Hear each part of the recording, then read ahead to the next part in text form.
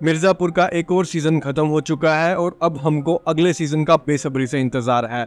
पिछले 7 साल के स्पैन में मिर्जापुर के 3 सीजन अपने को देखने को मिले। पहला सीजन 2018 में, दूसरा 2020 में और तीसरा 2024 में अब जाकर रिलीज हुआ है।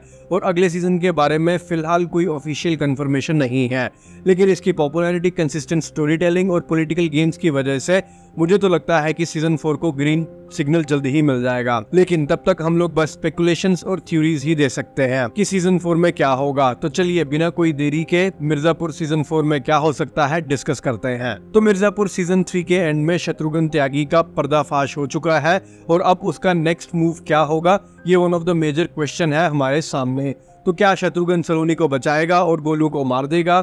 थोड़ी सी इस पर बात करते हैं। तो छोटे शत्रुघ्न त्यागी ने पूरे सीजन 3 में अपना बड़ा भाई भरत बनकर गोलू को टॉर्चर किया, लेकिन उसे मारा नहीं।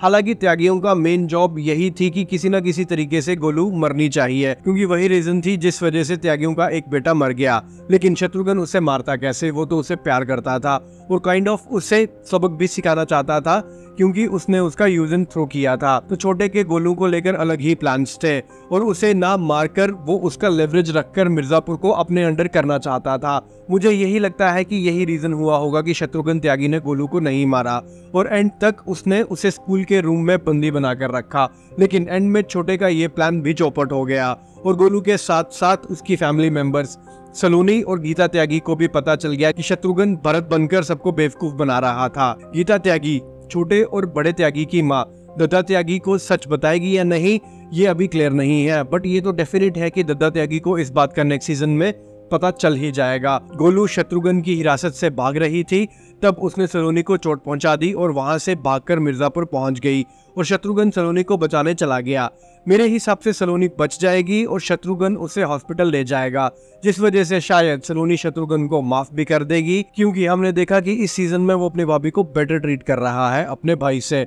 If you know what I mean, मैं मजाक कर रहा हूँ, यही रीजन नहीं है। वैसे भी वो उसको अच्छा ही ट्रीट करता आया था, इस गिल्ट से भी कि उसकी वजह से उसका भाई मर गया है। और शायद इस इंसिडेंट से शत्रुघ्न को समझ आ जाए कि उसे गोलू और वायलेंस भरी जिंदगी को छोड़कर अपने परिवार पर ध्यान देना चाहिए। But this is very unlikely, क्योंकि अब दत्ता त्यागी को भी डेफिनेटली पता चल जाएगा कि शत्रुघ्न झूठ की जिंदगी जी रहा था और अपनी ही फैमिली को धोखा दे रहा था। इसके बाद दत्ता त्यागी के पास 2 ऑप्शन होंगे, एक तो शत्रुघ्न को मार देना, या मे बी शत्रुघ्न दत्ता को ये मनाने में कामयाब हो जाए कि उन्हें अब अपना बिजनेस एक्सपैंड करना चाहिए मिर्जापुर तक, गुड्डू और गोलू को मारकर। तो नेक्स्ट सीजन में पॉसिबली त्यागीज अब गुड्डू के सामने विलन होंगे, क्योंकि बाकी सब बाहुबलियों को तो कालीन भैया ने मार दिया है। तो अब त्यागियों और गुड्डू के बीच की पॉलिटिक्स भी देखने को मिलेगी अपने को फाइनली। और इन सब के बाद जो नेक्स्ट क्वेश्चन है हमारे आगे, वो है कि क्या रमाकांत पंडित जेल से बाहर आ पाएगा? जहां तक मुझे लगता है रमाकांत ने अब अपनी जिंदगी से तो उम्मीद छोड़ दी है। उसे लगा कि रॉबिन बबलू की जगह ले सकता है, लेकिन रॉबिन को अब गुड्डू ने मार दिया है। अगर आप रॉबिन के कैरेक्टर का ब्रेकडाउन देखना चाहते हो तो ऊपर आपको लिंक अभी शो हो जाएगा, आप उसे भी देख सकते हो। और जहां तक मुझे लगता है रमाकांत को खुद ही अपने केस के लिए लड़ना पड़ेगा और जेल में सरवाइव करना पड़ेगा, क्योंकि रॉबिन ने जाते जाते कोर्ट में ये कह दिया कि रमाकांत पंडित ने सेल्फ डिफेंस में एक्ट किया था जब उन्होंने पुलिस ऑफिसर मौर्य को मारा, और इसका एविडेंस अब उनके पास है। तो या तो केस आगे चलेगा या शायद गुड्डू जेल ब्रेकिंग टैक्टिक्स से अपने पापा को निकालने की कोशिश करेगा। जैसे हमने रॉबिन की स्पीच के टाइम देखा कि गुड्डू कोर्ट में फुल प्लान के साथ आया था, लेकिन रमाकांत अपनी राइचियसनेस की वजह से शायद इस ऑफर को मना कर देगा और जेल में ही रहना पसंद करेगा जब तक कोर्ट कोई फैसला नहीं सुना देती। सच कहूँ तो रमाकांत पर मुझे बहुत तरस आता है, क्योंकि जिसको भी वो अपने बेटे जैसा मानता है वो उससे दूर चला जाता है। बबलू और गुड्डू उससे पहले ही दूर चले गए हैं और अब तो रॉबिन भी उसकी फैमिली का मेंबर बनने वाला था, बट वो भी नहीं रहा। और एक और जो उसे लगा उसका बेटा जैसा बन सकता है वो था रहीम, लेकिन रहीम ने लाला को शरद के कहने पर मार दिया उसके ही सामने। तो अब रमाकांत जी अपने आप को अकेले पाएंगे। और गुड्डू की माँ वसुधा गुड्डू के एक्शन से ट्रॉमेटाइज्ड है, बट डिम्पी है जिसने ये प्रॉमिस किया है कि वो रमाकांत की लेगेसी को जिंदा रखेगी। तो अब ये क्वेश्चन बनता है कि डिम्पी पंडित का क्या फ्यूचर है? क्या वो माधुरी त्रिपाठी की पॉलिटिकल राइवल बनेगी या अपने पापा की तरह सोशल वर्क करेगी? तो पिछले 2 सीजन से जो नोटिस हुआ वो ये था कि डिम्पी साइडलाइन थी इस पूरी गुड्डू और मिर्जापुर की गद्दी की जर्नी में, लेकिन रॉबिन की मौत से और सॉर्ट ऑफ अपनी लाइफ के डाउनफॉल के बाद उसने एक्टिवली प्लॉट में पार्टिसिपेट करना शुरू किया और माधुरी को शरद के खिलाफ एविडेंस दिया कि वही था जिसने माधुरी के बाप को मारा और शरद को मारने के लिए पुश किया और वो सक्सेसफुल भी रही। उसने माधुरी को प्रॉमिस किया कि ये उनकी आखिरी मुलाकात नहीं होगी और अपना स्टैचर बढ़ाकर माधुरी से फिर मिलने आएगी। तो सीजन 4 में शायद हम डिम्पी पंडित को लॉयर बनते देख सकते हैं या फिर पॉलिटिकल एक्टिविस्ट बनते देखेंगे जो वो करप्ट पॉलिटिशियंस और गैंगस्टर्स के खिलाफ लड़ेगी। मुझे लगता है कि वो पॉलिटिशियन बनेगी और माधुरी के खिलाफ इलेक्शन लड़ेगी। अगर लॉयर नहीं बनी तो वो एक न्यूट्रल लॉ अबाइडिंग सिटीजन बनकर इविल पॉलिटिशियंस और गैंगस्टर्स को कॉल आउट करेगी। आपको क्या लगता है? Please share your thoughts. इसी पॉलिटिकल गेम के बीच में हमने मिर्जापुर सीजन 3 के लास्ट एपिसोड में एक और चीज अनफोल्ड होते हुए देखी, जो ये थी कि जेपी यादव, गोलू और सोलंकी ने एग्रीमेंट किया था कि अगर सोलंकी ने गोलू की मदद की गुड्डू को जेल से निकालने में तो गोलू उसकी मदद करेगी सीएम बनने में, और सोलंकी ने अपनी एंड ऑफ द डील को फुलफिल किया। अब सोलंकी का फ्यूचर इस बात पर डिपेंड करता है कि गोलू अपनी डील को पूरा करती है या नहीं।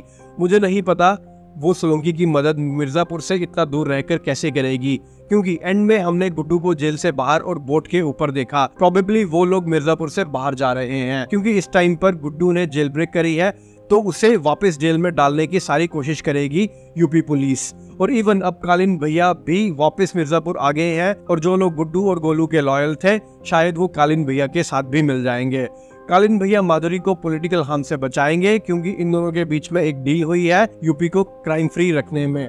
ये बात मैंने शरद शुक्ला के ब्रेकडाउन वीडियो में एक्सप्लेन की है, आप वो भी देख सकते हो, ऊपर आपको लिंक मिल जाएगा। सोलंकी ने गुड्डू को तो जेल से बाहर निकाल दिया है, बट मुझे नहीं लगता कि वो माधुरी की सरकार गिराकर खुद सीएम बन पाएगा, क्योंकि कालीन भैया ऐसा होने नहीं देंगे। बट ये देखना इंटरेस्टिंग होगा कि कैसे चीजें अनफोल्ड होगी और किसका पहला दाव क्या होगा। मुझे लगता है कि सीजन 4 शायद सोलंकी की डेथ से शुरू होगा और कालीन भैया की तरफ से ये पहला दाव खेला जाएगा। और बचा जेपी यादव, वो जरीना को अब तो डेफिनेटली मार देगा, क्योंकि जेपी यादव जरीना से 2 बार बेवकूफ बन चुका है। सीजन 2 में जरीना ने जेपी के पॉलिटिकल करियर को बर्बाद कर दिया और सीजन 3 में फिर से उसने उसका काटा। जेपी भले चाहे अपने एम्बिशंस को फुलफिल ना कर पाए, लेकिन वो जरीना को तो जरूर खत्म कर देगा। मेरे हिसाब से जरीना ने शरद और माधुरी के साथ मिलकर सही किया। शरद बेशक अब जा चुका है, लेकिन माधुरी के पास अब कालीन भैया का सपोर्ट है और जब तक माधुरी पावर में है वो जरीना को जरूर प्रोटेक्ट करेगी।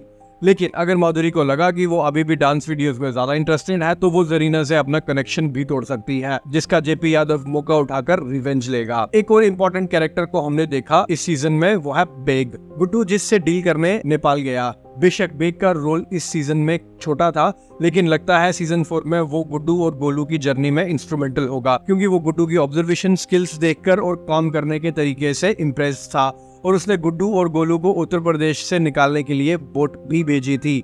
बेग वेल्थी है और गुड्डू और गोलू को पावर में आने के लिए पैसे चाहिए, जो बेग प्रोवाइड कर सकता है अपने ओपीएम बिजनेस के थ्रू। लेकिन अगर बेग को लगा कि कालीन भैया का ओपीएम बिजनेस ज्यादा बढ़िया चल रहा है तो वो गुड्डू और गोलू के वेयरअबाउट्स लीक करके कालीन भैया के साथ मिल भी सकता है।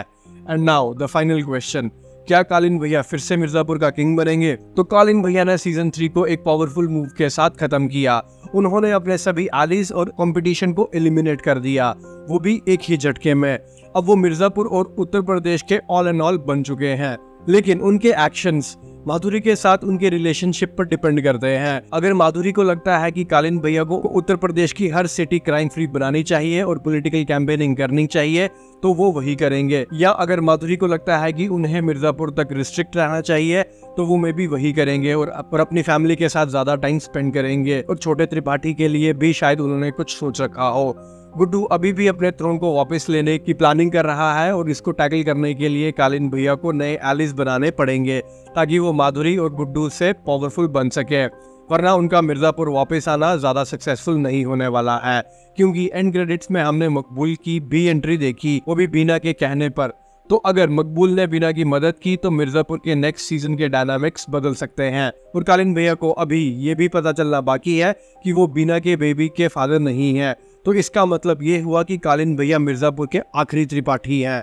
तो कालीन भैया मकबूल को मारने के लिए उतावले होंगे नेक्स्ट सीजन में। और क्योंकि मकबूल ने त्रिपाठीज के हाथों बहुत सफर किया है तो शायद वो भी त्रिपाठीज की ब्लड लाइन को खत्म करने के लिए ईगर होगा। बट ये देखना इंटरेस्टिंग होगा कि बीना और मकबूल क्या स्टेप्स चलेंगे। जो भी दाव ये लोग चलने वाले होंगे इनको कालीन भैया से बचकर रहना होगा, क्योंकि अगर कालीन भैया को पता चल गया तो बीना, राधिया और मकबूल को मार दिया जाएगा, क्योंकि ये तीनों कालीन भैया के इंटेलेक्ट से वेल अवेयर है। तो इसीलिए मुझे लगता है कि वो कालीन भैया को लाइटली नहीं लेने वाले हैं और उनसे बचकर ही अपनी चाल चलेंगे। क्योंकि अगर माधुरी ने कालीन भैया को बीना की ट्रू इंटेंशंस के बारे में नहीं बताया तो शायद वो बीना को अपनी बीवी के रूप में ही देखते रहेंगे और उन्हें ये नहीं पता चलेगा कि मकबूल और बीना ने ही मिलकर कालीन भैया के फादर को मारा था। But makers I am sure ये बात का ध्यान रखेंगे कि कालीन भैया को मकबूल और बीना की इंटेंशंस का पता चले, क्योंकि तभी तो प्लॉट इंटरेस्टिंग होगा।